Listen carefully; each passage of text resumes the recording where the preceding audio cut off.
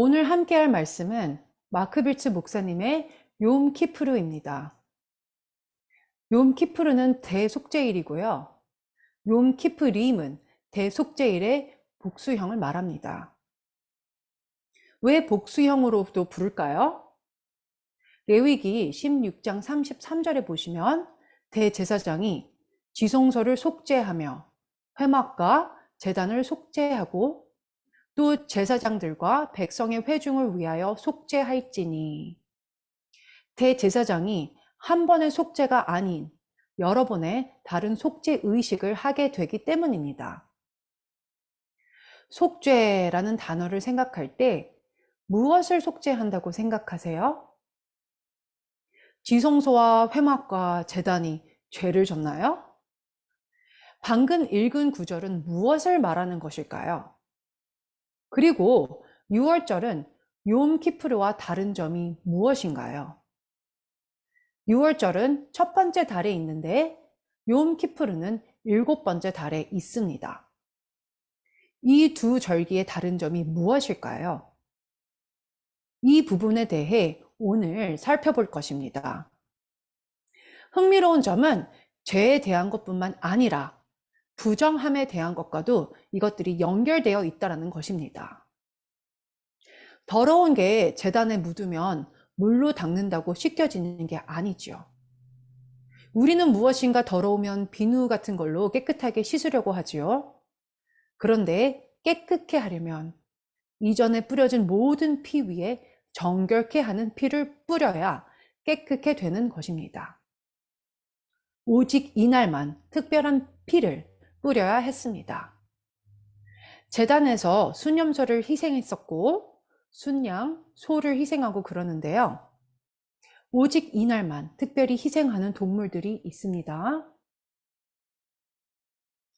붉은 암송아지는요, 지속적으로 희생드려 왔었는데 성전의 맞은편 감람산에서 희생되었습니다. 성전 동문을 보시면 감람산을 마주보고 있는데요. 예수님 시대 때 다리가 연결되어 있었습니다.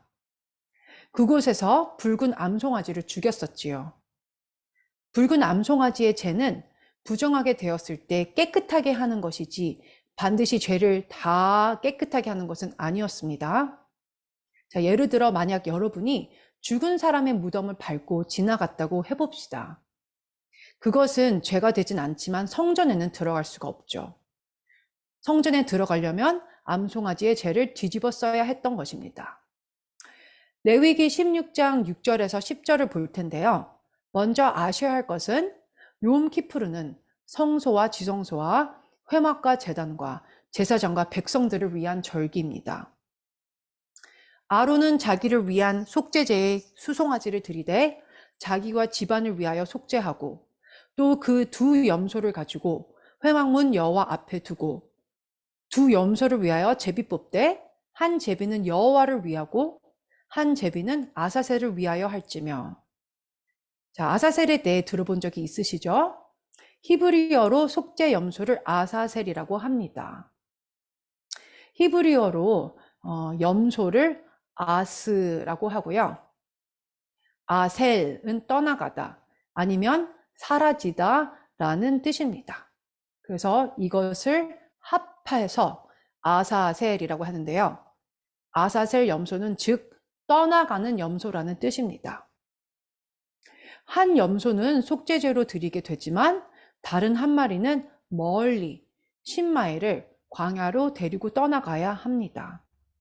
자, 이것에 대해 자세히 조금 이따 말씀드릴게요. 그리고 계속 말씀을 보시면 아론은 여호와를 위하여 제비 뽑은 염소를 속죄제로 드리고 아사셀을 위하여 제비 뽑은 염소는 산채로 여호와 앞에 두었다가 그것으로 속죄하고 아사셀을 위하여 광야로 보낼지니라.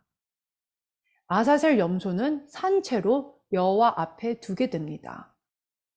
어떤 사람들은 아사셀 염소가 사탄을 의미한다고 하는데요. 저는 완전히 틀렸다고 생각합니다.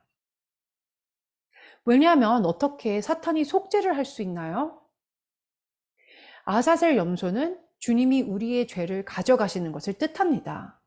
여러분들 더 자세히 알게 되실 것입니다. 자, 말씀에서 제비를 뽑아 하나는 여호와를 위해, 하나는 아사셀을 위해 뽑았다고 하는데요. 이스라엘이 이제 제비를 뽑았는데 만약에 오른쪽 염소가 여호와를 위한 걸로 뽑히면 그것은 좋은 사인이라고 생각했습니다. 그리고 아사셀 염소는 왼쪽으로 제비가 뽑혀야 좋은 것이지요. 이렇게 되면 백성들은 일이 순조롭게 잘 진행될 것이라고 생각했던 것입니다. 그런데 욤키푸르는 언제일까요? 레위기 23장에 일곱째 달 열을 나는 속죄일이니 너희는 성회를 열고, 성회는 리허설과 같다고 예전에 말씀드린 적이 있어요. 스스로 괴롭게 하며 여호와께 화제를 드리고, 자, 이날은 한 해의 가장 엄숙한 날이었습니다. 32절에 보면요. 이는 너희가 쉴 안식일이라. 너희는 스스로 괴롭게 하고 이달 아흐렛날 저녁, 곧 그 저녁부터 이튿날 저녁까지 안식을 지킬지니라. 일곱 번째 달 9일 저녁에 시작하여 이튿날 저녁까지 안식일을 지키는 것이지요. 이 날은 금식하는 날입니다. 누군가가 저에게 와서 우리 오늘 저녁에 칠면조 고기 함께 먹어요 라고 하면 그날이 추수감사절인 즉 다 미국에서는 알고 있듯이 이스라엘 백성들이 금식의 날이라고 하면 모두들 이날 다 욤키푸르인 줄 아는 것입니다. 사도행전 27장 9절, 이 구절은요 욤키푸르에 대해 말하는 것인 줄 모르는 분들이 계셨을 것입니다. 여러 날이 걸려 금식하는 절기가 이미 지났으므로 항해하기가 위태한지라. 자, 말씀을 보시면요 지금 사도 바울이 폭풍우와 비가 더더욱 심해지는 상황 가운데 있습니다. 이 구절이 욤키푸르 날인 줄 모르셨을 거예요. 이런 이유 때문에 히브리 뿌리로 가르쳐 드려서 여러분들이 말씀을 읽으시면서 연결고리를 찾으시고 말씀을 더 쉽게 이해하고 도와드리는 것입니다. 첫 번째 6월절에 무슨 일이 일어났나요? 이스라엘 백성들이 피를 문지방에 바르고 죽음의 천사가 지나갔습니다. 그리고 나서 함께 홍해 바다를 건너고 첫 번째 오순절 때 무슨 일이 일어났지요? 모세가 시내산에서 토라를 받았던 날입니다. 애굽을 탈출하고 나서 세 번째 달에 모세가 시내산에 올라가 40일을 있다가 내려왔는데 문제가 생겼습니다. 금송아지 사건이 있었지요. 그래서 다시 모세가 시내산에 오르게 되었습니다. 얼마간 있었지요? 또 다른 40일을 시내산에 있게 되었습니다. 그러면 첫 번째 욤키푸르에는 무슨 일이 일어났나요? 우리는 첫 번째 6월절 때 이스라엘 백성들이 이집트를 떠난 것을 잘 알고 있지요. 자, 그리고 첫 번째 오순절 때는 모세가 하나님께 토라를 받았습니다. 첫 번째 욤키푸르 때는 출애굽기 32장 30절 말씀을 보겠습니다. 이튿날 모세가 백성에게 이르되 너희가 큰 죄를 범하였도다. 내가 이제 여호와께로 올라가노니 혹 너희를 위하여 속죄가 될까 하노라 하고, 모세가 여호와께로 다시 나아가 여짜오되 슬프도소이다. 이 백성이 자기들을 위하여 금신을 만들었사오니 큰 죄를 범하였나이다. 그러나 이제 그들의 죄를 사하시옵소서. 자, 모세는 이 죄는 너무 커서 하나님이 용서하지 않을 거라고 생각하는 것입니다. 그래서 대신 회개하고 있습니다. 하지 말라고 한 그 죄를 백성들이 한 것이지요. 그리고 나서 모세가 뭐라고 했는지 계속 보겠습니다. 그렇지 아니하시오면 원하건대 주께서 기록하신 책에서 내 이름을 지워버려 주옵소서. 여러분이라면 생명책에서 이름이 지워지길 원하시겠습니까? 의인의 이름은 책에 놔두고 반역한 백성들을 지워야 하는 게 아니겠어요? 여호와께서 모세에게 이르시되 누구든지 내게 범죄하면 내가 내 책에서 그를 지워버리리라. 엘룰월 1일부터 티슈리월 10일까지 40일이 되는데요. 우리 달력으로 9월과 10월이 연결돼 있듯이요. 그레고리력을 따르시는 분들을 위해 예를 드립니다. 만약 대속죄일이 10월 10일이라면 9월 1일이 엘룰월 1일이 되는 것입니다. 엘룰월 1일이 모세가 두 번째로 40일을 보낸 첫날이 되는 것입니다. 티슈리월 10일에 시내산에서 내려온 것이지요. 이 40일 동안 이스라엘 백성은 하나님께서 그들을 용서하실까 벌벌 떨고 있었던 것입니다. 이런 이유로 매년 엘룰월부터 40일간은 테슈바, 즉 회개하는 날들로 알려진 것입니다. 성경의 실제적인 상황을 취하여서 우리 삶 속에서 적용하는 것은 아주 좋은 것입니다. 그렇기 때문에 매년마다 우린 이때가 오면 회개하고 돌이키는 것입니다. 모세는 이날 시내산에서 내려와서 백성들에게 속죄는 속죄의 날에 이루어짐을 문자 그대로 보여준 것입니다. 이 사건은 욤키푸르 때 일어났고 이 날이 첫 번째 욤키푸르이며 모세가 산에서 내려왔을 때 용서받은 것을 알게 된 날입니다. 하나님께서 백성들을 용서해 주신 것입니다. 이 날이 첫 번째 욤키푸르입니다. 출애굽기 34장 29절에서 30절은 모세가 시내산에서 두 돌판을 들고 내려오는데 얼굴에 광채가 나는 말씀이 있습니다. 모세는 하나님과 얼굴을 맞대었기 때문이었어요. 이런 이유로 대속죄일은 얼굴과 얼굴을 맞댄 날이라고 불리기도 합니다. 대제사장이 1년에 지성소에 몇 번을 들어갈 수 있지요? 한 번이죠. 그리고 이 날은 언제이지요? 대속죄일입니다. 대속죄일은 티슈리월 10일에 있는데요. 첫 번째 대속죄일에 모세가 산에서 내려와 백성들이 자기의 죄가 속죄됨을 알게 된 날입니다. 다음 주에 나누게 될 절기는 초막절입니다. 첫 번째 초막절에는 무슨 일이 있었을까요?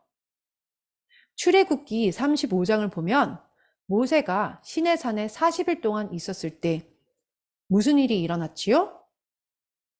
모세가 산에서 내려와서 이스라엘 자손의 온 회중에게 말하여 이르되 여호와께서 명령하신 일이 이러하니라 이르시기를 너희의 소유 중에서 너희는 여호와께 드릴 것을 택하되 마음에 원하는 자는 누구든지 그것을 가져다가 여호와께 드릴지니 곧 금과 은과 놋과 청색 자색 홍색 실과 가는 배실과 염소털과 붉은 물 들인 순양의 가죽과 해달의 가죽과 조각목과 이후로부터 5일 동안 백성들이 이 모든 것을 다 가져옵니다.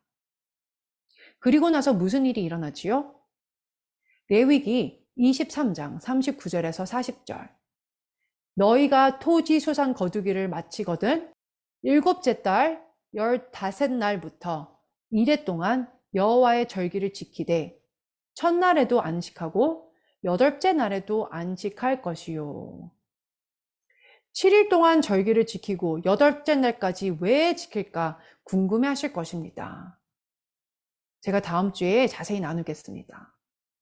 첫날에는 너희가 아름다운 나무 실과와 종려나무 가지와 무성한 나뭇가지와 신의 버들을 취하여 너희의 하나님 여호와 앞에서 이래 동안 즐거워할 것이라.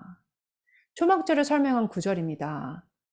첫 번째 초막절에는 성막을 짓게 되었습니다. 욤키푸르 때는 모세가 산에서 회개하고 내려오고 문자 그대로 죄가 사하여진 날이고요. 그 이후에는 하나님께서 백성들과 함께 거하시려고 하신 것입니다. 하나님께서 모든 것을 나와 함께 하자라고 하시고 백성들이 하나님을 위한 성막을 만들자라고 하는 것입니다. 하나님께 구속을 받고 이제는 즐거워하는 것입니다. 하나님이 함께 백성들과 살고 싶어 하시는 것이지요. 첫 번째 초막절에는 백성들이 성막을 짓기 시작하게 되는 것입니다. 자, 정말 말이 되지요? 그래서 이 절기를 지킬 만한 이것은 좋은 이유가 됩니다. 성경책을 보면 구약과 신약 사이에 별도의 공백의 그 페이지가 중간에 있는데요. 여러분 그것을 없애버리셔도 좋겠습니다. 사람들은 구약은 율법이고 신약은 은혜라고 생각해요.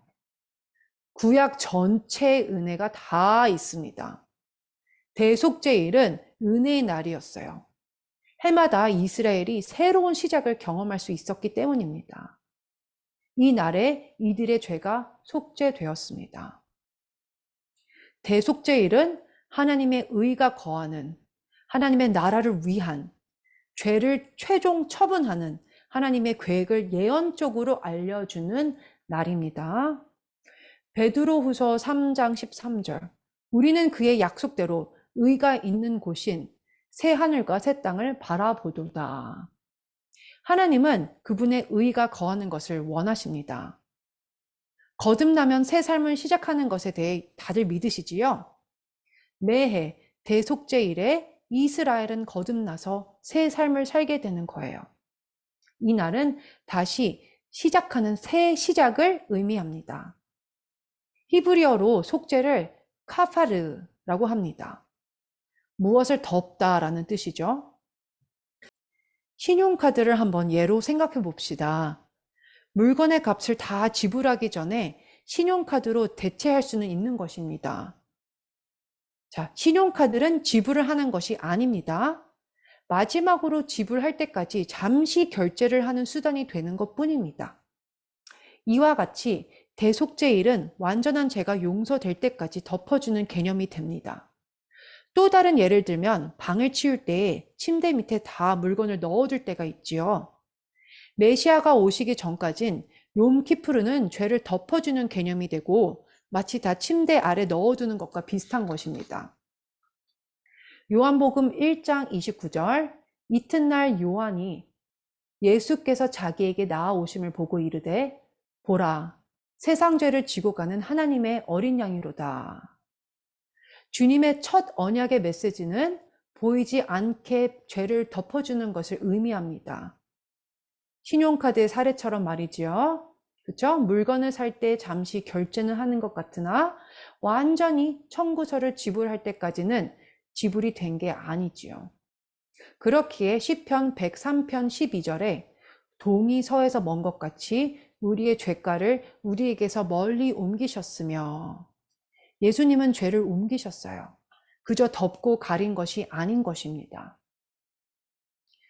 미가서 7장 19절 다시 우리를 불쌍히 여기셔서 우리의 죄악을 발로 밟으시고 우리의 모든 죄를 깊은 바다에 던지시리이다. 죄가 그저 제거되는 것이 아닌 깊은 바다에 던지십니다. 널 용서해도 잘못한 사건은 절대 잊을 수는 없어 라고 우리는 때때로 생각할 때가 있습니다. 그런데 하나님께서는 나는 절대 기억하지 않는다 라고 하십니다. 성경에서 피는 얼마나 중요합니까? 피는 신약의 증표입니다. 영생을 주는 피는 구속을 이루며 속죄하고 주님 앞에서 의롭게 합니다. 우리를 용서하며 화목해 하며 깨끗해 합니다. 우리를 이기는 자로 나아가게 합니다. 우리는 어린 양의 피로 이길 수 있습니다. 우리를 어린 양의 피로 지불하시고 우리를 구하셨어요. 얼마나 피가 중요한지 알 수가 있습니다. 특별히 대속죄일에 말이에요.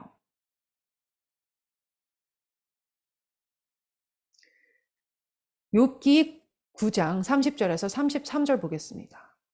내가 눈 녹은 물로 몸을 씻고 잿물로 손을 깨끗하게 할지라도 주께서 나를 개천에 빠지게 하시리니 내 옷이라도 나를 싫어하리이다. 하나님은 나처럼 사람이 아니신즉 내가 그에게 대답할 수 없으며 함께 들어가 재판을 할 수도 없고 우리 사이에 손을 얹을 판결자도 없구나. 다시 말하자면 내가 당신을 화나게 한다면 누군가가 와서 판결을 내줄 수 있지만 하나님과의 문제 가운데 누가 사람과 하나님 사이의 중재자가 될 것인가라는 것이죠. 엘리 제사장이 아들인 홈리와 비느하스에게 사무엘상 2장에 내 아들들아 그리하지 말라 내게 들리는 소문이 좋지 아니하니라 너희가 여호와의 백성으로 범죄하게 하는도다.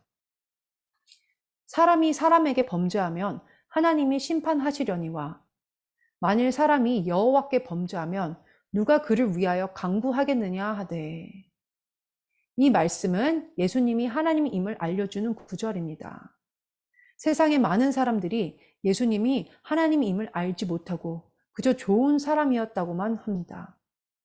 하지만 예수님은 하나님인 동시에 사람이고 그래서 하나님과 사람 사이의 중보자가 되어 주십니다. 시편 49편 15절 보겠습니다. 그러나 하나님은 나를 영접하시리니 이러므로 내 영혼을 수월의 권세에서 건져내시리로다. 갈라디아서 3장 13절에는 예수님께서 우리를 속량하셨다고 써 있습니다. 시편 49편에는 자기의 재물을 의지하고 부유함을 자랑하는 자는 아무도 자기의 형제를 구원하지 못하며 그를 위한 속전을 하나님께 바치지도 못할 것은 그들의 생명을 속량하는 값이 너무 엄청나서 영원히 마련하지 못할 것임이니라. 화면에 돈이 보이시는데요. 돈은 우리를 구해줄 수가 없어요. 만약 우리가 속도 위반으로 경찰에게 잡히면요. 우리는 저희 엄마를 돕다가 속도를 어겼어요 라고 해도 경찰은 신경도 쓰지 않을 것입니다. 여러분이 얼마나 좋은 일을 많이 했던 또한 속도 위반도 하지 않고 교통 법규를 잘 지키던 그것은 상관이 없어요. 돈도 마찬가지예요. 돈으로 죽음의 능력을 이길 수도 없고 우리를 구할 수도 없는 것입니다. 하지만 하나님은 우리의 심령을 구해 주십니다. 돈이 구하는 게 아닌 하나님만이 우리를 구속하십니다. 갈라디아서 3장 13절은 그리스도께서 우리를 속량하셨다라고 하셨습니다. 속량하심으로 우리의 죄를 용서하셨습니다. 구원은 공짜인가요? 아니면 엄청 비싼가요? 여러분께는 공짜입니다. 마치 여러분의 자녀에게 차를 주면 자녀는 차를 공짜로 받는 것처럼 말이지요. 하지만 여러분이 그 차를 사려면 돈을 지불하게 됩니다. 때때로 우린 구원이 얼마나 그 대가가 큰지 모릅니다. 히브리서 10장 4절에서 6절 이는 황소와 염소의 피가 능히 죄를 없이 하지 못함이라. 동물의 피는 죄를 덮긴 하지만 죄를 다 사하진 못하지요. 욤 키프르는 이스라엘 나라를 속죄하는 날입니다. 유월절은 개인의 구속을 위한 절기입니다. 유월절과 욤 키프르와 초막절의 다른 점을 말씀드립니다. 유월절은 개인의 구속을 위하고요. 대속죄일과 초막절은 국가적인 구속을 위한 절기들입니다. 하나님께서 모든 무릎이 절하고 모든 입술이 주를 고백한다고 했습니다. 이것은 개개인이 유월절로 인해 주님 앞에 자발적으로 나오는 것을 말하는 것입니다. 욤 키프르와 초막절은 모든 정부가 나라가 또한 하나님을 좋아하던 안 좋아하던 간에 주님 앞에 무릎 꿇고 엎드리는 것입니다. 가을절기는 국가적인 구속을 뜻합니다. 그리고 욤 키프르는 특별히 이스라엘 나라의 구속만을 의미하는 것입니다. 말씀에 보면 욤 키프르 때 다른 이방 나라들에 대해 전혀 언급하고 있지 않습니다. 대제사장과 그의 가족, 성막과 회중을 위한 욤 키프르의 말씀을 우리가 성경책에서 볼 수 있어요. 대제사장은 욤 키프르 날에 그의 대제사장 옷을 벗게 됩니다. 대제사장의 가슴에 단 흉패와 화려한 예복에 대해 들어보셨을 것입니다. 그런데 욤키프르 때는 대제사장이 물로 몸을 5번 씻는데 그의 예복과 세마포 옷을 번갈아 가며 입습니다. 대제사장은 손과 발을 10번 닦습니다. 그런데 욤키프르 때 중요한 점은 대제사장이 화려한 옷을 다 벗고 하얀 세마포 옷을 입는 것입니다. 세마포의 뜻은 무엇입니까? 하나님의 의라는 뜻입니다. 그런데 하얀 세마포를 입고 피 희생을 치를 때 피가 사방팔방 다 튀기는 것을 상상해 볼 수 있으신가요? 하얀 세마포 옷이 어떻게 될까요? 대제사장은 동물의 피를 받아서 7번 채찍질하는 동작처럼 피를 뿌립니다. 이 피는 하얀 세마포 옷에 다 튀기게 되는 것이지요. 관련된 말씀을 요한계시록에서 보겠습니다. 요한계시록을 여러분 다 읽어보셨지요? 여러분들이 가을절기를 이해하지 못하면 요한계시록과 예언을 이해할 수가 없습니다. 요한계시록에서 나팔에 대한 말씀이 있지요. 바로 나팔절과 연결이 됩니다. 욤키프르 예배 또한 요한계시록에서 보실 수 있게 될 것입니다.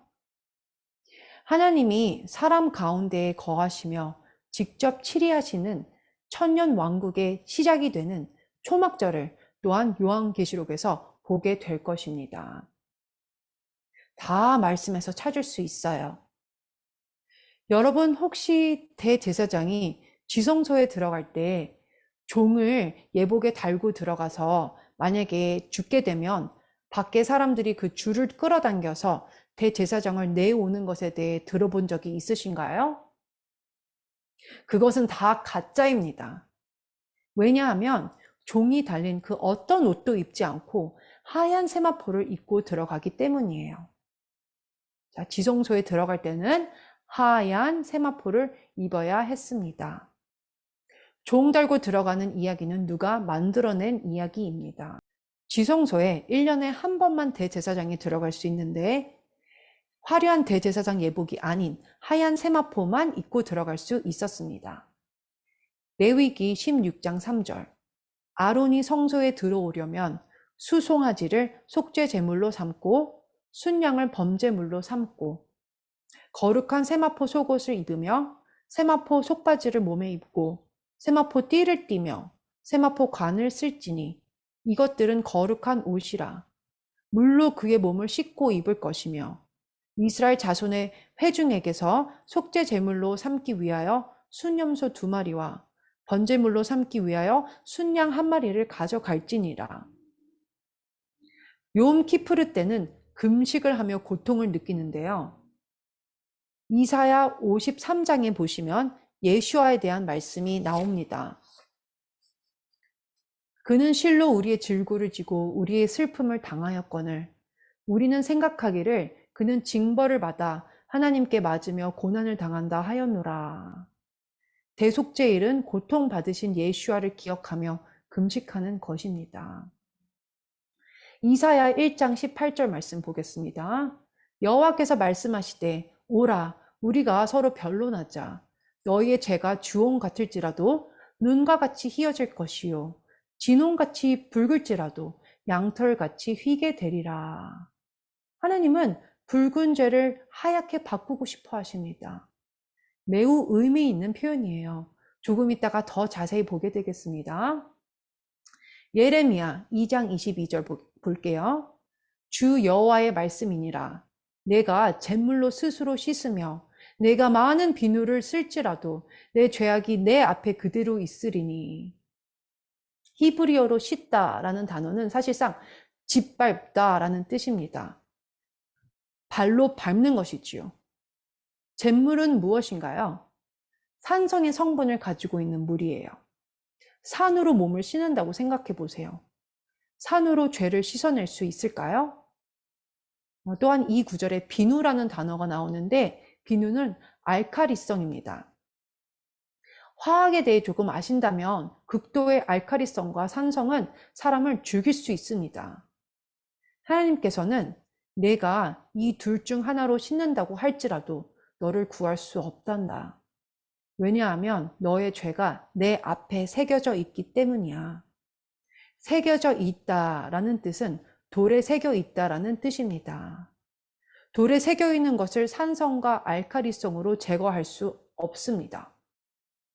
우리는 돌 같고 우리의 죄가 아로 새겨져 있습니다. 이 죄를 없앨 수 있는 오직 한 가지는 메시아의 피입니다. 자, 화면에 두 마리의 염소가 보이시지요? 한번 생각해 보세요. 대제사장이 그게 중대한 의무를 하기에 자격이 만약에 안 된다면 어떨까요? 1년에 대속죄일이 몇 번 있지요? 딱 한 번 있습니다. 만약 어떤 이유 때문에 대제사장이 실수를 한다면 지울 수 없는 국가적인 재앙이 될 것입니다. 실수를 다시 번복할 기회가 없어요. 그래서 실수를 대비하기 위해 대제사장은 욤키푸르 일주일 전에 집을 떠나서 성전에 가야 합니다. 성전에 있는 숙소에 머물게 됩니다. 500여 명의 제사장들이 그를 도와주게 됩니다. 그런데 이들은 혹시나 어떤 일이 대제사장에게 생길 수도 있으니 대제사장 이외에 별도로 대신할 누군가를 또한 세워서 모든 것을 가르칩니다. 혹시 일을 하나도 안 하는 사장님을 보신 적이 있으신가요? 대제사장이 마치 그렇습니다. 대제사장은 전체적인 것을 사실 잘 알지 못해요. 그래서 일주일 동안 성전에서 제사장들이 전체적인 제사를 연습을 합니다. 그래서 대제사장이 배울 수 있게 말이지요. 대제사장은 헤롯 왕으로부터 그 당시 자주 임명되었었고 뇌물이나 반역을 통해 제사장이 되기도 했습니다. 많은 경우가 레위 지파에서 나오지 않았습니다. 하나님께 용서를 받기 위해 사기꾼 같은 자에게 의존하는 셈이 되는 것이죠. 대제사장직은 권력을 상징했기 때문에 젊은 제사장들이 많이 이 직을 가지길 원했고 부유한 사두개인들이 대제사장으로 임명됐었습니다. 욤키푸르 전날에 대제사장은 한숨도 자지 못합니다. 젊은 제사장들이 대제사장을 밤새 필요한 말씀들을 외우게 하고 숙지하게 하는데 만약 대제사장이 잠이 들면 그를 차가운 성전 대리석 바닥에 맨발로 서게 합니다. 모든 게 대제사장의 책임 아래에 있기 때문에 어떻게든 대제사장을 준비시키려고 합니다. 만약에 대제사장이 대속죄일 전날에 죽는다거나 무슨 일이 생긴다면 큰 일이 생기게 되는 것이지요. 문제는요, 근데 이스라엘 국가의 용서를 위해 이 한 사람에게 백성들이 의지한다라는 것입니다. 이것이 바로 이스라엘의 마음 상태였어요. 대제사장이 잘못하면 나는 용서받지 못해 라고 생각하는 것이지요. 메시아도 이처럼 이들이 생각하는 것입니다. 누군가를 의지하면서 자신의 죄를 용서받기를 원하는 것입니다. 어쨌든 간에 욤키푸르 때 염소 2마리를 준비하는데요. 이 2마리는 거의 같은 쌍둥이 같습니다. 이 중에 아사셀 염소에게 빨간 끈을 뿔에 답니다. 그리고 또 다른 빨간 끈을 가지고 성전의 성전 문에다가 달게 됩니다. 염소를 멀리 이제 데리고 나가게 돼요. 그런데 때로는 아사셀 염소가 다시 돌아오기도 했었습니다. 그렇게 되면 내 죄가 다시 돌아오네 라면서 백성들이 당황하게 됐었죠. 그래서 염소를 10마일 정도 되는 멀리 떨어진 절벽 끝에 데리고 갑니다. 그리고 나서 염소를 뒤로 던집니다. 그래서 염소가 죽게 되지요. 죽을 수밖에 없게 됩니다. 염소가 다시 돌아오면 안 되니까요. 탈무드를 읽으면 그 당시에 있었던 역사적인 사실들이 기록되어 있는데요. 예수님의 시대까지 매년마다 대속죄일을 지킬 때마다 성전 문에 매단 빨간 띠가 하얗게 변했다고 합니다. 그러면 백성들의 죄가 용서됨을 알게 된 것이지요. 너의 죄가 주홍 같을지라도 눈과 같이 희어질 것이요의 말씀에 기반한 것입니다. 유대 회당에 가면 모든 사람들이 이날은 흰 옷을 입고 있습니다. 해질녘에 욤키푸르가 시작할 때 회당에 가면 콜 니드레라고 불리우는 예배를 드리는데 모든 회중이 흰 옷을 입고 있어요. 흰색은 무엇을 의미하지요? 의로운 백성들을 의미합니다. 욤키푸르 날은 이들이 속죄가 된 날입니다. 이스라엘 백성들은 이것에 대한 의미를 잘 모르는 상태로 모든 의식을 치릅니다. 저희가 오늘 이 메시지를 나누면서 요한계시록의 욤키푸르에 대해 보게 될 것입니다. 흥미로운 점은요, 탈무드에서 성전이 파괴되기 40년 전에 일어난 그 불길한 사건과 관련을 지었습니다. 몇 년도에 성전이 파괴되었지요? AD 70년입니다. 거기에서 40을 빼면 몇 년도이지요? AD 30년도입니다. 무슨 일이 일어났지요? 메시아가 십자가에서 돌아가셨습니다. 탈무드에는 메시아의 죽음이 기록되진 않았지만 뭐라고 적혀 있는지 한번 들어보세요. AD 30년에서 AD 70년까지 제비를 뽑을 때 여호와를 위한 염소가 왼쪽으로 뽑혔고 성전에 묶은 끈이 하얀색으로 바뀌지 않았다라고 써 있어요. 성전의 메노라의 불은 타지 않았고 성전의 문이 열려 있었다라고 또한 써 있습니다. 화살표가 가리키는 것은 성전의 보통 문인데요. 3.6m 정도 됩니다. 하지만 성전의 문은 얼마나 큰지 한번 보세요. 안쪽에. 양쪽 문에 20명씩 제사장들이 달려서 문을 열어야만 했었습니다. 너무나 무거웠기 때문이지요. 그런 문이 40년 동안 계속 열려 있었던 것입니다. 불길한 일들이 일어난 것이지요. 제사장들이 열려있는 성전 문에 대해 스가랴 11장 1절의 말씀을 가지고 해석을 했습니다. 레바논아, 내 문을 열고 불이 내 백향목을 사르게 하라. 제사장들은 파괴가 올 것을 알고 있었지요. 매 해마다 성전의 파괴가 더 가까이 오는 것을 알고 있었습니다. AD 70년에 성전 파괴가 실제적으로 있었고 요세푸스는 다른 불길한 사건들과 성전이 파괴된 실제적인 해까지도 기록했습니다. 그런데 오늘은 이것에 대해 자세히 언급하진 않을게요. 레위기 25장 9절에서 10절 일곱째 달 열흘날은 속죄일이니 너는 희년의 뿔나팔 소리를 내되 희년에 대해 들어보셨죠? 이 말씀을 통해 우리는 희년의 나팔은 오직 대속죄일에만 부르는 것을 알 수 있습니다. 전국에서 뿔나팔을 크게 불지며 너희는 50년째 해를 거룩하게 하여 그 땅에 있는 모든 주민을 위하여 자유를 공포하라. 우리가 이때 해야 하는 것은 자유를 공포하는 것입니다. 이사야 61장에 주 여호와의 영이 내게 내리셨으니 이는 여호와께서 내게 기름을 부으사 가난한 자에게 아름다운 소식을 전하게 하려 하심이라. 나를 보내사 마음이 상한 자를 고치며 포로된 자에게 자유를, 갇힌 자에게 노임을 선포하며 여호와의 은혜의 해와 우리 하나님의 보복의 날을 선포하여. 이사야 선지자가 그 당시에 은혜의 이 말씀을 벌써 선포한 것입니다. 누가복음 4장에는 어떤 말씀이 있나요?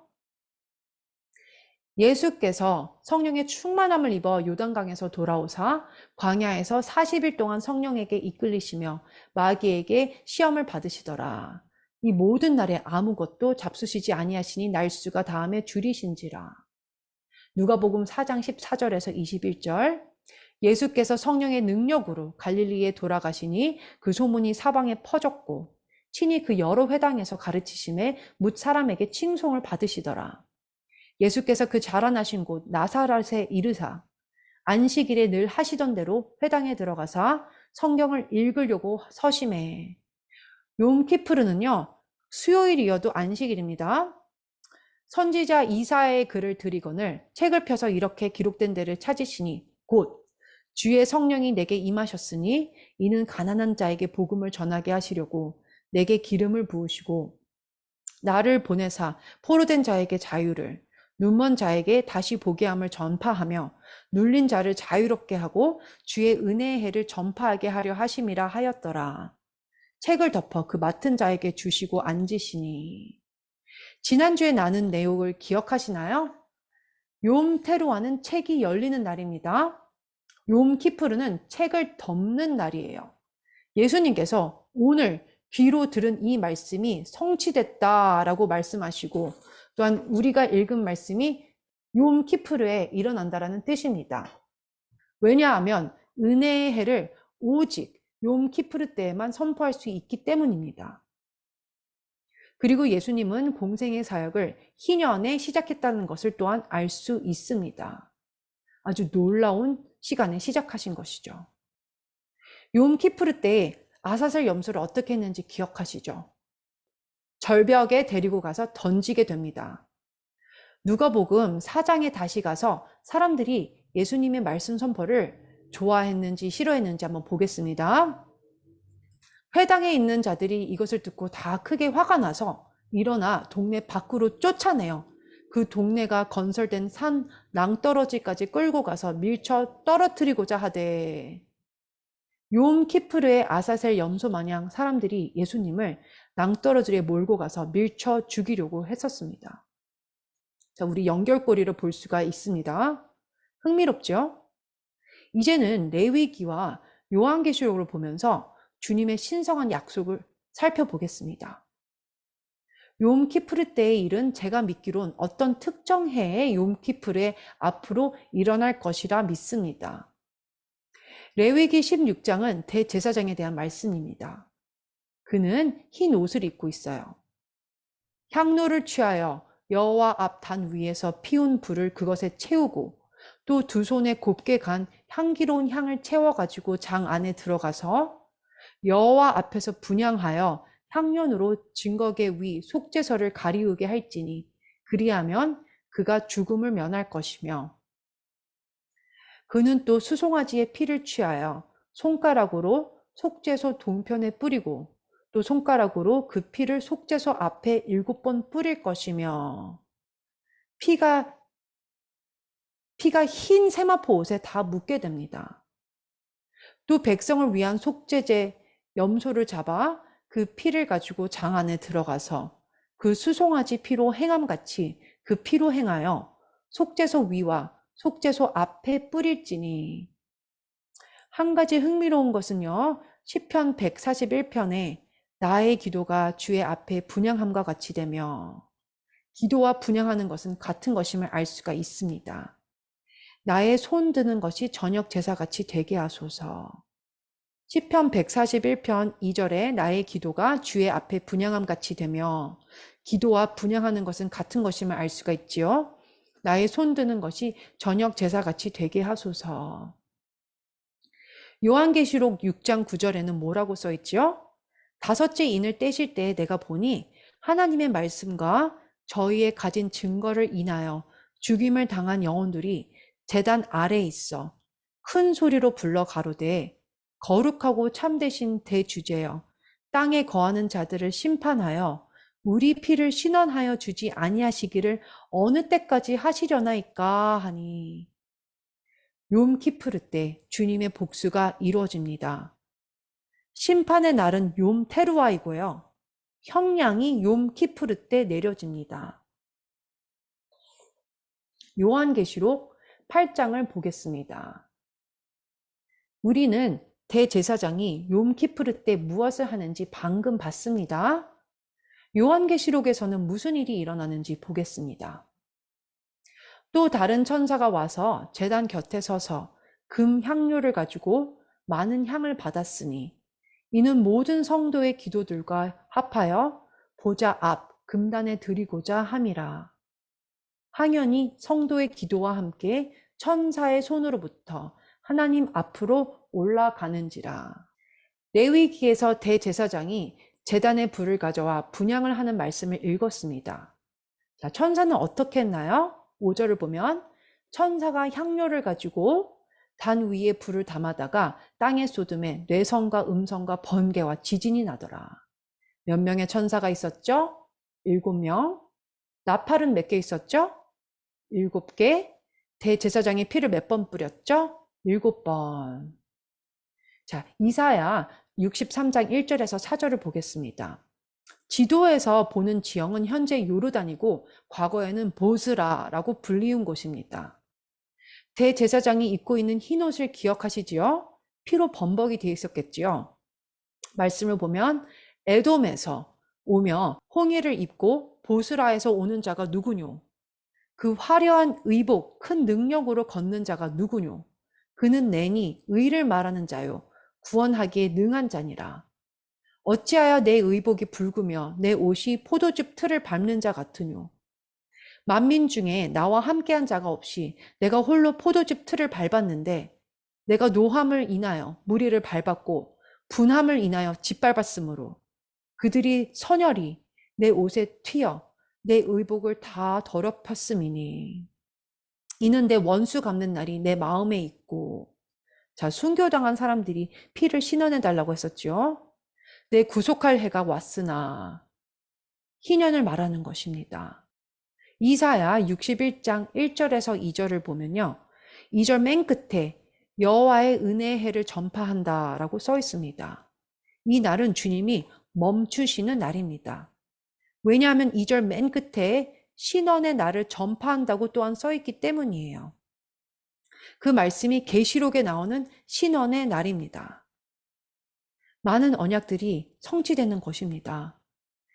여러분은 말씀 속에 있는 많은 언약들이 성취되는 것을 보게 되실 것입니다. 요한계시록 11장 15절에서 19절. 이방들이 분노함에 주의 진노가 내려 죽은 자를 심판하시며, 욤키프르를 설명하는 것입니다. 종 선지자들과 성도들과 또 작은 자든지 큰 자든지 주의 이름을 경외하는 자들에게 상 주시며 또 땅을 망하게 하는 자들을 멸망시키실 때로소이다 하더라. 심판은 선한 자에게는 좋은 것이지만 악한 자에게는 나쁜 것이지요. 지성소에 몇 번 들어갈 수 있다고 했죠? 1년에 욤키프르 때 딱 한 번만 들어갈 수 있습니다. 다음 구절에 뭐라고 써 있나요? 예, 하늘이 있는 하나님의 성전이 열리니 성전 안에 하나님의 언약궤가 보이며. 이 날은 욤키프르 날입니다. 그렇기 때문에 하늘이 열리고 하나님의 언약궤가 보이는 것입니다. 마태복음 13장 38절에서 39절 보겠습니다. 화면을 보시면요. 포도 열매를 볼 수 있는데요. 포도 수확을 하는 시즌이기 때문이에요. 6월절은 봄에 보리 수확을 하고요. 오순절은 여름에 밀 수확을 하고요. 가을에는 과일을 수확하는데 특별히 포도 수확을 절기 시즌 때 하게 됩니다. 마태복음 13장 38절에서 39절을 보시면 밭은 세상이요 좋은 씨는 천국의 아들들이요 가라지는 악한 자의 아들들이요 가라지를 뿌린 원수는 마귀요 추수 때는 세상 끝이요 추수꾼은 천사들이니. 자, 이제는 출애굽기 23장 16절을 보겠습니다. 맥추절을 지키라. 이때는 오순절을 말하는 것입니다. 이는 내가 수고하여 밭에 뿌린 것의 첫 열매를 거둠이니라. 수장절을 지키라. 이때는 언제일까요? 티슈리 월을 말하는 것입니다. 이는 내가 수고하여 이룬 것을 연말에 밭에서부터 거두어 저장함이니라. 가을절기의 전체 컨셉은 수확을 가리킵니다. 요한계시록에서 보리나 밀 수확에 대해 찾아볼 수 없습니다. 포도 수확만 나오지요. 왜냐하면 어느 특정한 해인 티슈리월에 말씀에서 나오는 일들이 일어날 것이기 때문입니다. 요한계시록 14장 18절을 보겠습니다. 또 불을 다스리는 다른 천사가 제단으로부터 나와 예리한 낫 가진 자를 향하여 큰 음성으로 불러 이르되 내 예리한 낫을 휘둘러 땅의 포도송이를 거두라. 그 포도가 익었느니라 하더라. 그림이 좀 그려지시나요? 요한계시록을 보시게 되면 엔드타임의 사건들이 일어나는데 티슈리월에 일어나는 것을 볼 수 있습니다. 레위기 16장 16절에서 17절. 곧 이스라엘 자손의 부정과 그들이 범한 모든 죄로 말미암아 지성소를 위하여 속죄하고 또 그들의 부정한 중에 있는 회막을 위하여 그같이 할 것이요.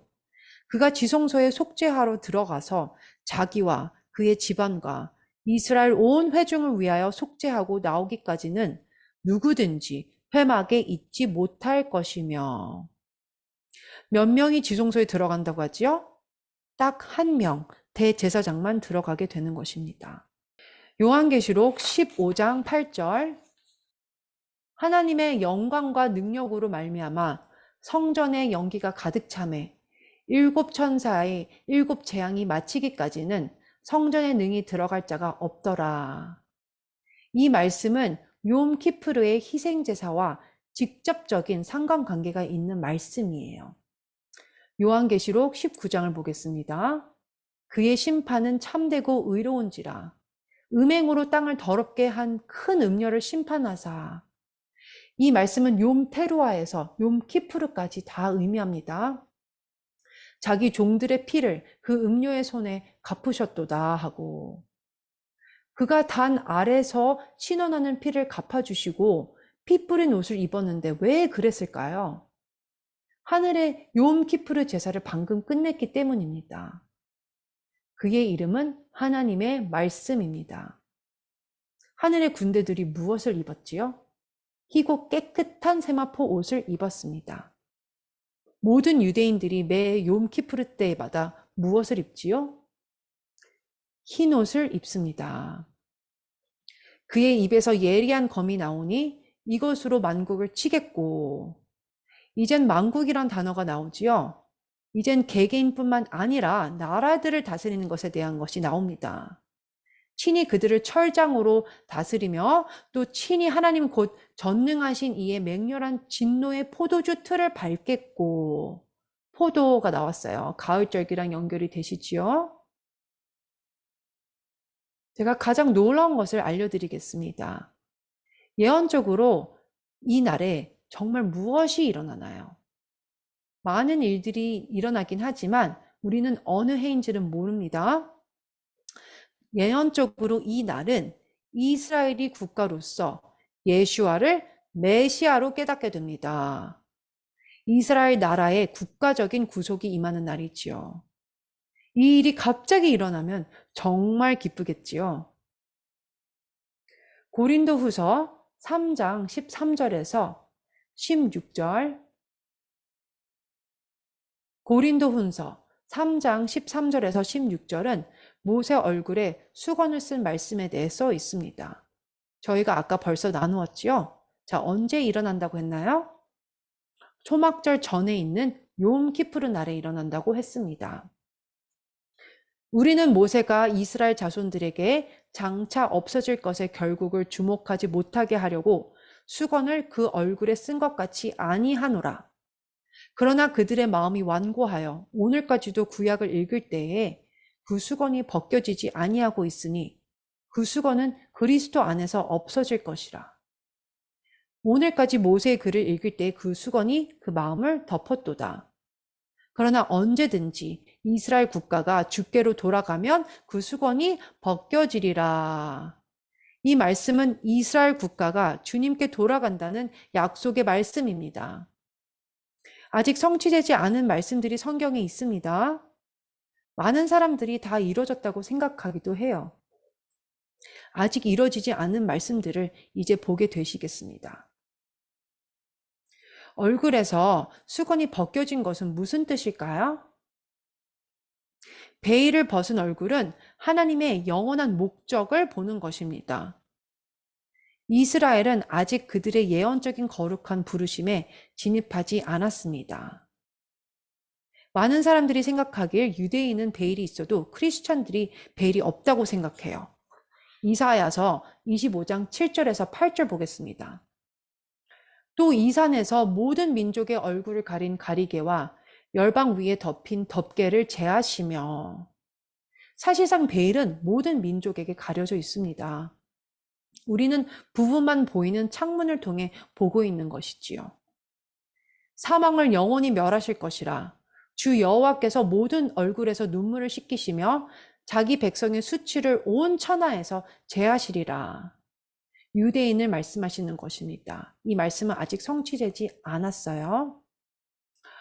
오늘날 대부분의 교회들은 하나님의 유대인을 향한 영원한 계획을 모른 채 베일을 쓰고 있습니다.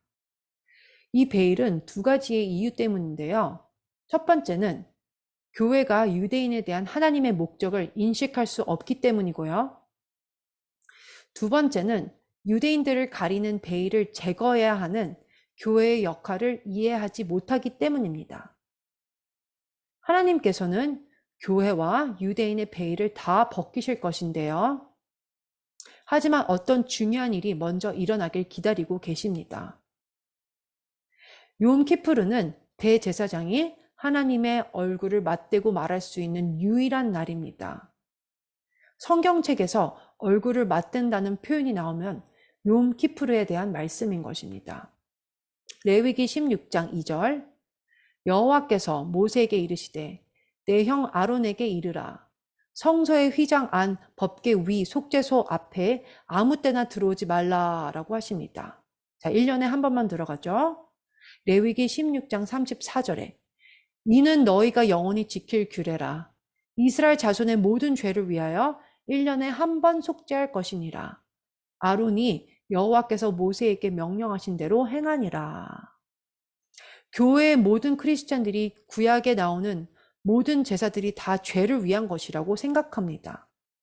그런데 몇 천 년 동안 날마다 하는 화목제사와 감사제사는 죄와는 상관이 없는 제사였습니다. 에스겔서 20장 33절에서 35절을 보겠습니다. 주 여호와의 말씀이니라. 내가 나의 삶을 두고 맹세하노니 내가 능한 손과 편팔로 분노를 쏟아 너희를 반드시 다스릴지라. 능한 손과 편팔로 분노를 쏟아 너희를 여러 나라에서 나오게 하며 너희의 흩어진 여러 지방에서 모아내고. 자, 유대인들에게 말씀하시는 거죠. 너희를 인도하여 여러 나라 광야에 이르러 거기에서 너희를 대면하여 심판하되. 심판을 하는 이날은 욤키푸르입니다. 욤키푸르 때 베일이 벗겨지게 되는 것이지요. 이스라엘이 모두 지성소에 들어가게 되는 것이고 예슈아가 메시아임을 깨닫게 되는 것입니다. 스가랴서 12장 10절, 화면에 메시아의 손에 못자국이 보이고 이 날은 욤키푸르 날입니다. 모두 흰 옷을 입고 있죠. 내가 다윗의 집과 예루살렘 주민에게 은총하는 강구하는 심령을 부어주리니 그들이 그 찌른 바 그를 바라보고 그를 위하여 애통하기를 독자를 위하여 애통하듯 하며 그를 위하여 통곡하기를 장자를 위하여 통곡하듯 하리로다.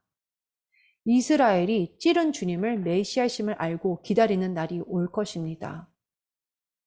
요한복음 19장에 그들이 그 찌른 자를 보리라 라고 써 있습니다. 요한계시록 1장 7절에 볼지어다 그가 구름을 타고 오시리라. 각 사람의 눈이 그를 보겠고 그를 찌른 자들도 볼 것이요. 땅에 있는 모든 족속이 그로 말미암아 애곡하리니 그러하리라. 자, 여러분들이 익숙하지 않은 구절일 수가 있겠는데 제가 읽을 때마다 또한 놀라운 구절을 가르쳐 드릴게요. 호세아서 5장 말씀인데요. 주님한테는 하루가 1000년 같다고 했죠? 아담에서 예수아까지 4000년의 시간 또는 4일의 시간이 흘렀어요. 예수아 때부터 지금까지 2000년의 시간이 흘렀습니다. 주님한테는 이틀의 시간이 걸린 것입니다. 그럼 호세아 5장에 뭐라고 써 있는지 볼게요. 그들이 그 죄를 뉘우치고 내 얼굴을 구하기까지 내가 내 곳으로 돌아가리라. 그들이 고난받을 때에, 욤키프르는 고난을 받는 날이죠. 나를 간절히 구하리라. 그리고 나서 백성들이 뭐라고 말하죠? 6장 1절에 보시면은 오라 우리가 여호와께로 돌아가자. 여호와께서 우리를 찢으셨으나 도로 낫게 하실 것이요 우리를 치셨으나 싸매어 주실 것임이라. 여호와께서 이틀 후에 우리를 살리시며, 자, 1948년에 이스라엘은 국가가 되었습니다. 셋째 날에, 그때는 천년왕국의 통치가 이뤄진 날이에요. 셋째 날에 우리를 일으키시리니 우리가 그의 앞에서 살리라. 자, 셋째 날, 천년왕국의 통치, 또 휴가가 다 일어나서 주님 앞에 있을 거란 예언의 말씀입니다. 호세아서 6장 3절에는 그러므로 우리가 여호와를 알자, 힘써 여호와를 알자. 그의 나타나심은 새벽빛같이 어김없나니 비와 같이 땅을 적시는 늦은 비와 같이 우리에게 임하시리라 하니라. 비는 하나님의 축복을 상징한다고 말했었습니다. 마태복음 23장에는 예수와께서 말씀하신 구절입니다. 예루살렘아 예루살렘아 선지자들을 죽이고 내게 파송된 자들을 돌로 치는 자여, 암탉이 그 새끼를 날개 아래에 모음같이 내가 내 자녀를 모으려 한 일이 몇 번이더냐. 그러나 너희가 원하지 아니하였도다. 보라 너희 집이 황폐하여 버려진 바 되리라. 내가 너희에게 이르노니 이제부터 너희는 찬송하리로다. 주의 이름으로 오시는 이여 바루카바 베셴 아도나이 할 때까지 나를 보지 못하리라 하시니라. 이 말씀이 무슨 뜻인 것이죠? 너희는 찬송하리로다 주의 이름으로 오시는 이여 하기 전까지는 내가 오는 것을 보지 못할 것이다 라고 말씀하시는 것입니다. 주님의 재림을 기다리신다면 이스라엘의 국가적인 구속을 위해서 기도하셔야 하는 것입니다. 욤키프르에 우린 믿는 자들이요 기도해야 하는 것입니다. 우리는 죄를 용서받았기 때문에 이날 이스라엘을 위해 금식하며 기도해야 합니다. 로마서 11장에 형제들아 너희가 스스로 지혜 있다면서 이 신비를 너희가 모르기를 내가 원하지 아니하노니 이 신비는 이방인의 충만한 수가 들어오기까지 이스라엘의 더러는 우둔하게 된 것이라.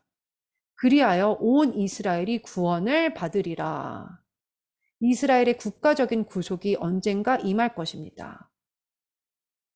기록된 바 구원자가 시온에서 오사 야곱에게서 경건하지 않은 것을 돌이키시겠고 내가 그들의 죄를 없이 할 때, 언제 죄를 없이 할까요?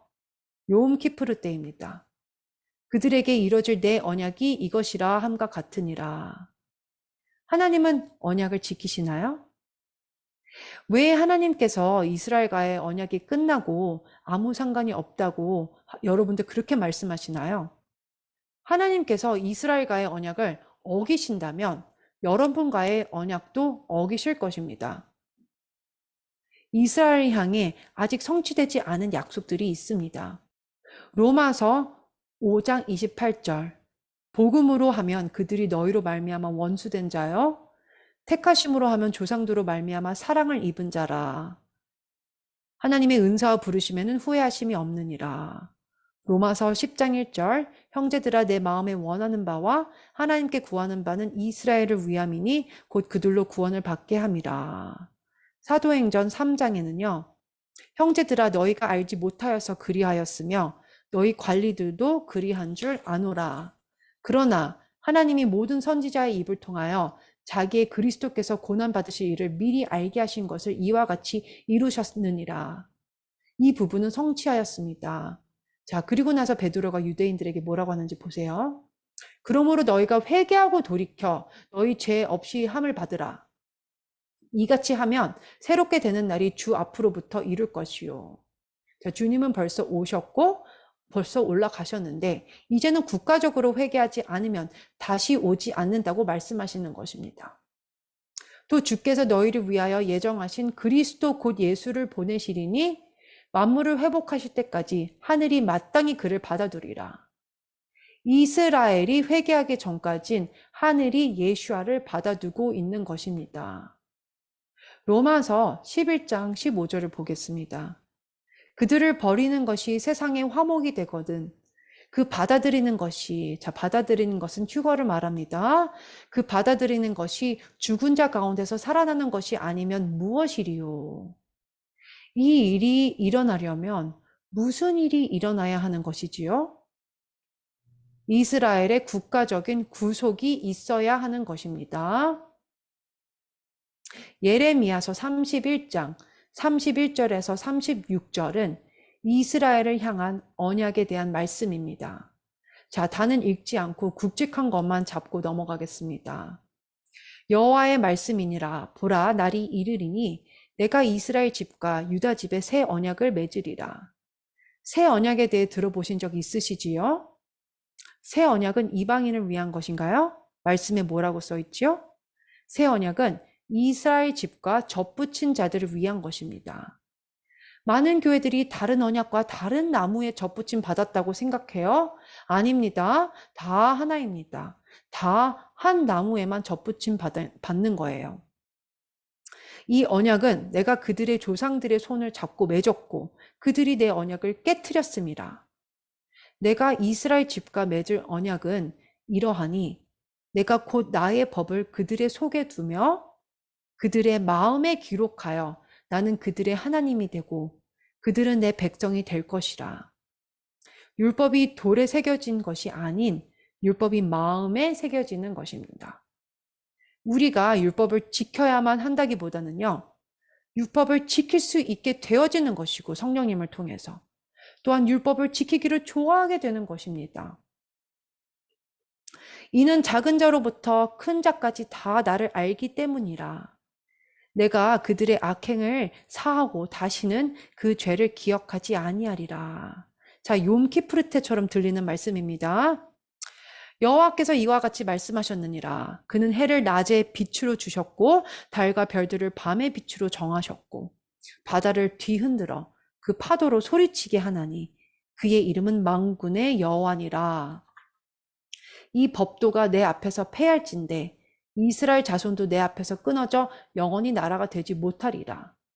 위에 있는 하늘을 측량할 수 있으며 밑에 있는 땅의 기초를 탐지할 수 있다면 내가 이스라엘 자손이 행한 모든 일로 말미암아 그들을 다 버리리라. 저희 교회에 어떤 남자분이 무엇을 고치러 온 적이 있었는데요. 저희가 유대인인지 크리스찬인지 살펴보는 것 같았습니다. 그래서 저에게 물어보길래 제가 우리는 유대인과 크리스찬을 연결하는 다리와도 같은 역할을 하는 자들이에요 라고 했습니다. 그런데 그분이 저에게 당신네가 우리 예수님을 죽인 걸 아세요? 라고 하더라고요. 아, 정말 아무것도 모르시군요 라고 제가 속으로 생각했습니다. 하나님이 이스라엘과 언약을 맺은 것을 모르는 사람들이 많습니다. 그 언약은 없어지지 않고 영원합니다. 자, 그런데 창세기 42장 8절을 보세요. 문제가 있습니다. 요셉은 그의 형들을 알아보았으나 그들은 요셉을 알아보지 못하더라. 왜 형들은 요셉을 못 알아봤을까요? 요셉이 이집트 옷을 입고 있었기 때문이에요. 요셉이 이집트 사람처럼 보였고 차림새가 그렇게 보였기 때문에 형들이 못 알아봤습니다. 초대교회 이후로 유대인에게 예수아는 이교도와 이집트의 옷을 입고 있듯 보여지고 있습니다. 예수아의 뿌리와 상관없이 예수아는 유럽에서 온 금발 백인으로 보여져 왔습니다. 어떻게 이교도 예수아를 전하는 것이 유대인에게 좋은 소식이 될 수 있을까요? 오히려 반대가 될 수 있겠죠. 그 영향력이 얼마나 큰지 모르겠어요. 오늘은 이것에 대해 자세히는 다루지 않을 것입니다. 그런데 교회는 이교도인 예수님, 이집트인 예수님을 유대인에게 알려줬고 우리는 이제 이집트의 옷을 벗기고 유대인인 메시아, 그 예수아를 유대인들에게 알려줘야 합니다. 창세기 37장 3절에서 4절. 이스라엘이 여러 아들들보다 그를 더 사랑하므로 그의 형들이 그를 미워하였다. 자, 저는 요셉을 메시아의 표징으로서 여러분께 말씀드릴 것입니다. 요한복음 15장에 그들이 이유 없이 나를 미워하였다라고 써 있죠. 창세기 37장 18절에도 요셉이 그들에게 가까이 오기 전에 그들이 요셉을 멀리서 보고 죽이기를 꾀하여. 마태복음 26장 4절, 예수를 흉계로 잡아 죽이려고 의논하되. 창세기 37장을 보면 또한 유다가 자기 형제에게 이르되 우리가 우리 동생을 죽이고 그의 피를 덮어둔들 무엇이 유익할까라고 말합니다. 그래서 요셉을 팔게 됐죠. 마태복음 26장에 보면 그들이 시기해서 예수님을 은 30에 팝니다. 스가랴 11장은 예언의 말씀입니다. 내가 그들에게 이르되 너희가 좋게 여기거늘 내 품삯을 내게 주고 그렇지 아니하거든 그만두라. 그들이 곧 은 30개를 팔아서 내 품삯을 삼은지라. 이 구절은 예수님을 은 30에 판 스가랴의 예언입니다. 창세기 37장 23절 보면 요셉이 형들에게 이르되 그의 형들이 요셉의 옷, 곧 그가 입은 채색 옷을 벗기고. 마태복음 27장에도 사람들이 십자가에 못 박으라고 한 다음에 예수님의 옷을 벗기고 나눠 가졌어요. 창세기 39장에 요셉이 보디발의 아내로부터 거짓 고발을 당하는데 41장, 창세기 41장 38절에 바로가 그의 신하들에게 이르되 이와 같이 하나님의 영에 감동된 사람을 우리가 어찌 찾을 수 있으리요 하고. 자, 예수와도 마찬가지였습니다. 창세기 41장 55절, 바로가 애굽 모든 백성에게 이르되 요셉에게 가서 그가 너희에게 이르는 대로 하라라고 했는데 가나 혼인잔치 때 마리아가 또한 종들에게 예수님이 시키는 대로 하라고 했습니다. 창세기 42장 7절에서 8절, 요셉은 그의 형들을 알아보았으나 그들은 요셉을 알아보지 못하더라. 창세기 42장에 요셉의 형들이 애굽에 잡혀있을 때입니다. 그들이 서로 말하되 우리가 아우의 일로 말미암아 범죄하였도다. 그가 우리에게 애걸할 때에 그 마음의 괴로움을 보고도 듣지 아니하였으므로 이 괴로움이 우리에게 임하도다. 창세기 43장 3절에서 9절을 보면 누가 요셉을 팔았죠? 유다입니다. 그런데 여기 말씀에서는 유다가 아버지를 설득합니다. 그 사람이 우리에게 엄히 경고하여 이르되 너희 아우가 너희와 함께 오지 아니하면 너희가 내 얼굴을 보지 못하리라. 자, 하나님의 얼굴을 보는 것 또한 욤키풀에 대한 말씀과 연관되죠. 내가 그를 위하여 담보가 되리니 아버지께서 내 손에서 그를 찾으소서. 내가 만일 그를 아버지께 데려다가 아버지 앞에 두지 아니하면 내가 영원히 죄를 지리이다. 유다 지파의 유다가 내가 그를 위해 영원한 담보가 되겠다라고 하는 것입니다. 이들은 그의 피가 우리와 우리 자녀들에게 돌아가게 하라라고 말했습니다. 창세기 44장에 누가 얘기하는지 한번 보세요. 유다예요. 유다가 말하되 우리가 내 주께, 자 요셉이죠. 내 주께 무슨 말을 하오리이까? 무슨 설명을 하오리이까? 우리가 어떻게 우리의 정직함을 나타내리이까? 하나님이 종들의 죄악을 찾아내셨으니 우리와 이 잔이 발견된 자가 다 내 주의 노예가 되겠나이다. 잔이 베냐민한테서 발견된 후에 유다는 고통 가운데 말합니다. 33절에 이제 주의 종으로 그 아이를 대신하여 머물러 있어 내 주의 종이 되게 하시고 그 아이는 그의 형제들과 함께 올려보내소서. 그 아이가 나와 함께 가지 아니하면 내가 어찌 내 아버지에게로 올라갈 수 있으리이까? 두렵건대 제 해가 내 아버지에게 미침을 보리이다. 창세기 45장에 무슨 일이 생기나요? 유다가 회개할 때 요셉이 자기 자신을 알리게 됩니다. 유대인이 회개하면 메시아가 그의 모습을 드러내실 것입니다. 요셉은 드러내지 않을 것을 자제할 수가 없었고 여호와께서도 이스라엘 민족이 회개하면 역시나 그러실 것입니다. 주님께서는 내가 이 날을 기다려왔어 라고 하실 것입니다. 요셉은 시종하는 사람들을 자기에게서 물러가라고 했습니다. 요셉이랑 함께한 애굽 사람이 없었어요. 그리고는 요셉이 자기를 형제들에게 드러냈고 크게 울었습니다. 얼굴과 얼굴을 맞대고 크게 울었어요. 바로의 궁중에도 들렸습니다. 요셉이 말합니다. 나는 요셉이라. 내 아버지께서 아직 살아 계시니까? 형들이 그 앞에서 놀라서 대답하지 못하더라. 주님이 재림하셔서 유대인들 앞에 서는 그때에 유대인들이 놀라지 않을까요? 지난 2000년 동안 메시아를 왜 모르고 지냈었는지 돌아보지 않겠어요? 그런데 요셉의 반응을 보세요. 예수와의 반응도 같을 것입니다. 요셉이 말하기를 내게로 가까이 오소서. 그들이 가까이 가니 이르되 나는 당신들의 아우 요셉이니 예수와이죠. 요셉이니 당신들이 애굽의 판자라. 당신들이 나를 이곳에 팔았다고 해서 근심하지 마소서. 한탄하시 마소서. 하나님이 생명을 구원하시려고 또한 영생을 주시려고 나를 당신보다 먼저 보내셨나이다. 크리스천들에게 욤키푸르는 기뻐하는 날입니다. 어린 양의 피로 구속받았고 이스라엘 국가를 위해 그들의 눈을 열어 메시아를 볼 수 있게 해달라고 중보하는 날이 됩니다. 출애굽기 12장 6절은 6월절의 어린 양에 대한 말씀이에요. 이스라엘 백성들이 해지는 저녁에 양을 잡게 됩니다. 그들은 어린 양을 잡을 때 명령을 들은 대로 해야만 하는 것입니다. 출애굽기 12장 21절에 6월절 양을 잡고 라고 써 있어요. 하나님의 명령을 듣고 한 것이지요. 출애굽기 12장 12절에서 14절에 그들의 명령을 듣지 않으면 죽게 됩니다. 그것처럼 예수와께서 죽지 않으면 우리가 다 죽을 수밖에 없는 것입니다. 이스라엘이 우리의 형이 되는 셈이에요. 이방인들이 동생들이 되는 것입니다. 가난한 형이 책임을 져야 하는 것이지요. 우리가 그 책임을 지지 않고 이스라엘이 그 책임을 져야 하는데 여러분 감사해야 되는 것입니다. 자, 흥미로운 것은요. 다음 오는 절기가 초막절인데요. 5일 있다가 절기를 지키게 됩니다. 다음 주에 초막절에 대해 나누게 될 거예요. 초막절은 열방의 절기라고 알려져 있습니다. 왜 이것이 중요할까요?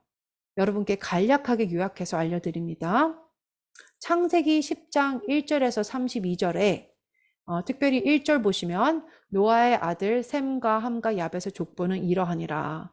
홍수 후에 그들이 아들들을 낳았으니 32절에는 이들은 그 백성들의 족보에 따르면 노아 자손의 족속들이요 홍수 후에 이들에게서 그 땅의 백성들이 나뉘었더라.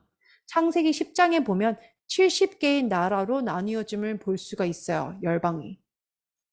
창세기 10장은 아직 아브라함, 이삭, 야곱이 있었을 때는 아닙니다. 창세기 10장은 아직 아브라함, 이삭, 야곱이 있을 때가 아닙니다. 신명기 32장 8절 보면 지극히 높으신 자가 민족들에게 기업을 주실 때에 인종을 나누실 때에 이스라엘 자손의 수효대로 백성들의 경계를 정하셨도다. 야곱의 아들들은 몇 명이 있었나요? 출애굽기 1장 5절 보겠습니다. 야곱의 허리에서 나온 사람이 모두 70이요. 창세기 10장에는 70개의 나라들이 나오지요. 출애굽기 19장 6절은 이스라엘의 부르심이고 사명에 대한 말씀입니다. 이들은 제사장 나라가 되어 거룩한 백성으로 부름을 받았어요. 이스라엘은 또한 중보자로서의 부르심이 있어요. 하나님은 그 언약을 버리지 않으셨어요. 그렇기 때문에 민수기 29장 13절에서 32절에 나오는 초막절 때 이스라엘은 70마리의 소를 제물로 바쳐야 했습니다. 민수기 29장 12절과 13절에 일곱째 달 15째 날에는 너희가 성회로 모일 것이요. 자, 리허설을 하는 것이지요. 아무 일도 하지 말 것이며 이래 동안 여호와 앞에 절기를 지킬 것이라. 너희 번제로 여호와께 향기로운 화제를 드리되 수송아지 13마리를 첫날에 그래서 드리게 됩니다.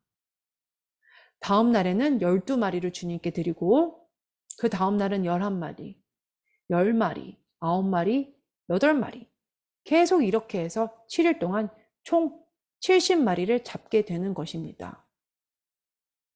그럼 왜 70마리의 소를 잡을까요? 욤키프르 때 이스라엘은 국가적으로 속죄되고요. 초막절 때는 열방을 위한 속죄를 하게 되는 것입니다. 어리석은 국가들은 무엇을 하죠? 악한 영은 하나님의 중요한 것, 그 백성들이 속죄를 하려고 지은 곳을 파괴시켜 버립니다.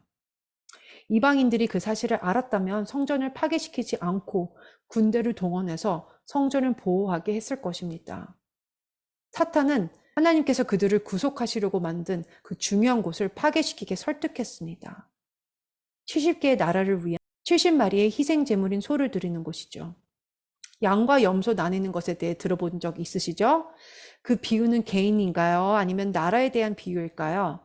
자, 마태복음 25장 보시면 인자가 자기 영광으로 모든 천사와 함께 올 때에 자기 영광의 보좌에 앉으리니 모든 민족을 그 앞에 모으고 각각 구분하기를 목자가 양과 염소를 구분하는 것 같이 하여. 양의 나라와 염소의 나라들이 있을 것입니다. 이스라엘을 어떻게 대하는지에 따라 양의 국가가 되느냐, 염소의 국가가 되느냐의 여부가 갈리게 됩니다. 이 날은 개인의 죄가 사하여지는 날이 아니에요. 그때는 6월절이고요. 이 날은 열방의 날이 되는 것입니다. 스가랴 14장 4절을 보겠습니다. 그 날에 그의 발이 예루살렘 앞 곧 동쪽 감난산에 서실 것이요. 감난산의 중간이 나뉘어서 남북으로 갈라지게 되어 동쪽 편과 서쪽 편 땅 사이에 골짜기가 생기게 됩니다. 이 일이 아직 일어났나요? 아니죠. 주님의 발이 감람산에 서게 된다는 방금 읽은 이 말씀은 주님의 재림에 대한 말씀인가요? 네, 그렇습니다. 주님의 발이 감람산에 서게 되고 16절을 보시면 예루살렘을 치러 왔던 이방 나라들 중에 남은 자가 해마다 올라와서 그 왕 만군의 여호와께 경배하며 초막절을 지킬 것이라. 우리는 천년왕국에서 해마다 초막절을 지킬 것입니다.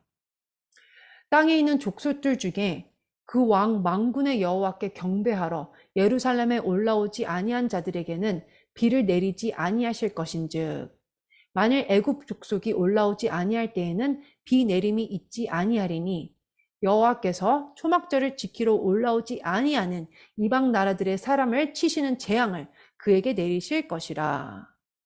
주님의 초막절을 지키러 올라오지 않은 나라들은 재앙이 있게 되는 것입니다. 우리는 앞으로 올 이런 일들을 잘 이해해야 하는 것입니다. 마지막 구절, 요한 3서 1장 9절에서 10절입니다. 자, 교회나 이방인들이요, 히브리적인 이해가 없고 토라를 모르면서 말씀을 가르치면요, 다른 방향으로 가르치게 될 수가 있습니다. 주님께서 양떼의 주인이 되고 싶어하는 이방인에 대해 말씀하신 거 생각나나요? 얼마나 교회가 빠르게 변했는지 요한 3서 1장 9절에서 10절 보겠습니다. 자, 요한은 주님과 가까운 제자였고 주님이 요한을 사랑하고 요한도 주님을 사랑했죠. 자, 말씀을 보면은 요한이 교회에게 편지를 쓴 것입니다. 디오드레베라는 이름은 헬라 이름인데요. 뜻은 제우스가 사랑하는 자 또는 제우스의 친구라는 뜻입니다. 디오드레베는 교회의 목사님입니다. 자, 요한이 그에 대해 뭐라고 했냐면요. 으뜸되기를 좋아한다고 했어요. 9절 보시면 으뜸되기를 좋아하는 디오드레베가 우리를 맞아들이지 아니하니.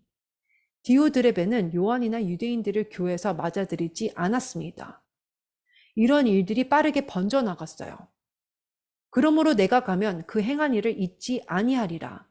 그가 악한 말로 우리를 비방하고도 오히려 부족하여 형제들을 맞아들이지도 아니하고 맞아들이고자 하는 자를 금하여 교회에서 내쫓는도다. 이방인들이 교회에서 유대인들을 내쫓는 것입니다. 제가 한 가지 소개해드리고 싶은 것은요. 화면에 국제 예루살렘의 크리스찬 대사라는 그 웹사이트 주소가 나와요. 수많은 크리스찬들이 초막절을 이해하며 지키고 있습니다. 이들은 초막절 때 이스라엘에 갈 것입니다. 그리고 다음 주 초막절에 대해서 제가 또 나눌 건데요. 세계적으로 크리스찬들이 이제 절기의 중요성을 이해하고 있다는 것을 아셔야 합니다. 제가 하는 말이 아니고요. 이거는 세계적으로 일어나고 있는 사실입니다. 저는 그저 여러분들께 소개하는 것이고 여러분들이 예언적으로 이해하시길 원합니다. 하나님은 그리스도의 몸에 역사하고 계시고 우리가 절기들을 이해하길 원하시는 것입니다.